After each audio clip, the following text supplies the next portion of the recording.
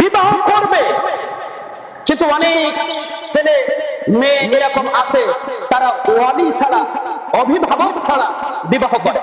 আছে না এরকম গোপনে বিবাহ, যেটা বলে গোপনে বিবাহ করে। ওই 2-5 জন জানে, আর কেউ জানে না সমাজে।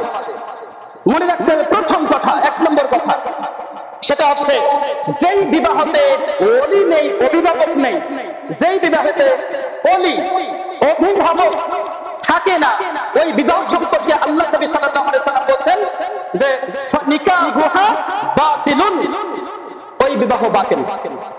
যেই বিবাহেতে কি নেই, অভিভাবক নেই, ওই বিবাহ কি বাতিল। অভিভাবক কে? বাবা। প্রথম কি মেয়েদের কি লাগবে? আগে কি লাগবে? বাবা। তারপরে কি লাগবে?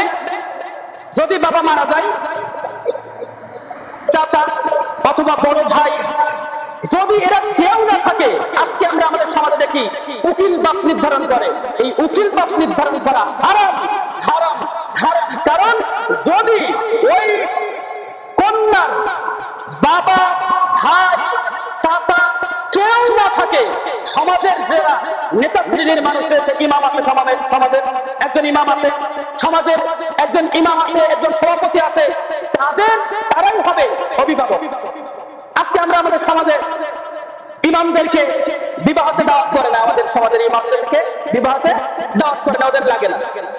সমাজের যারা সমাজপতি, সভাপতি আছে, তাদেরকে কি করে না, দাওয়াত করে না বিবাহতে।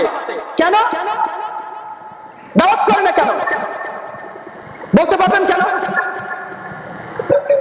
এরা জানেই না যে সমাজের একটা গুরুত্বপূর্ণ ব্যক্তি ইমাম, সমাজের একটা গুরুত্বপূর্ণ ব্যক্তি সমাজ নেতা, এবং পুরো সমাজ জাতি জানতে পারবে, সমাজের পুরো মানুষেরা জানতে পারবে যে আজকে অমুক ব্যক্তি বিবাহ হচ্ছে। কারণ গোপনে বিবাহ করা ইসলামে নিষেধ করা হয়েছে। মুসনাদ আহমদ 4th খণ্ড 5 নম্বর হাদিসে এটা আসছে যে বিয়ের ক্ষেত্রে গোপনীয়তা ইসলাম পছন্দ করে না, গোপনীয়তা পছন্দ করে না। ইসলামের নির্দেশনা হলো বিবাহ করবে ঘোষণা দিয়ে। একজন সাহাবী তিনি বিবাহ করেছে, কেউ জানে না। আল্লাহ রাসূল সাল্লাল্লাহু আলাইহি ওয়াসাল্লামের কাছে এসে বলছে, আল্লাহ রাসূল সাল্লাল্লাহু আলাইহি ওয়াসাল্লাম বলছে, কেউ কি জানে? তো না, কেউ জানে না। বলছে তুমি একটা ছাগল হলেও, একটা ছাগল দিয়ে হলেও ওলিমা করে সবাইকে জানিয়ে দাও বিবাহের কথা। বিবাহ গোপন থাকবে? সমাজ নেতা জানে না, ইমাম জানে না, বিবাহ হয়ে গিয়েছে। আর সভাপতি ভাই একটা কথা বলছিল এখানে উঠে, ওইটা খুব ভালো লাগছিল আমার। সেটা হচ্ছে এই যে সমাজে বিবাহ তার মানে একটা সুখের সময়, সুখের সময় সমাজ নেতাদের দরকার হয় না, কিন্তু যখন মরে যাবে তখন সবাই দরকার। বুঝেন নাই? মৃত্যুর সময় দরকার, মানে শোকের সময় দরকার, দুঃখের ওই সুখের সময় দরকার নেই। বিষয়টা বুঝলেন? এই কথাটা কত বড় কথা বুঝছেন আপনারা? নিয়েছেন একটু? আসলেই এটা হচ্ছে সমাজে অনেক বিবাহ হচ্ছে, আমি জানি না। সমাজে অনেক বিবাহ হচ্ছে, সভাপতি জানে না। আশ্চর্যজনক বিষয়। কারা জানবে? কে জানবে? তোমার যে এক্ষুনি মারা গেলে ইমামকে ডাকবে কেন যে জানাজা নামাজ পড়তে?